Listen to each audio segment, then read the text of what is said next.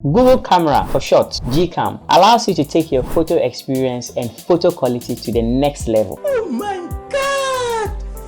Wow! In this video, I'm going to take you through the steps in finding and also installing the perfect Gcam for your Android device. With its many features such as HDR+, portrait mode and night mode, you can take better pictures than your phone original camera with the app enhancement features. No matter the Android device you are using, so far as your phone supports Camera 2 API, you'll be able to find a perfect Gcam for your device. So with all these said, make sure you watch this video till the very end so that you wouldn't find issues installing the perfect Gcam for your Android device. So give this video a like and let's get started. This video will be in two parts. Part 1 will be how to find a perfect Gcam for your Android device. The perfect and easiest way to find the required Gcam for your Android device is to go to the Play Store to download an app called Gcam. Once Gcam is downloaded and installed onto your phone, the next thing you would have to do is to choose your phone model from the interface of the application. I will also leave a link to download Gcam app in the description of this video. After you finish downloading and installing the Gcam app, just open it and it will first of all automatically change or enable your Camera 2 API on your device. As you can see on the display, my Camera 2 API status is enabled. Come and click on this tab here. You will find a list of all the Android devices with a perfect Gcam for it. And once you are okay with this brings us to the part 2 of this video. And part 2 will be how to install the Gcam into your Android device. Click on the Gcam that is suitable for your Android device to install. This might take a little while for it to finish installing,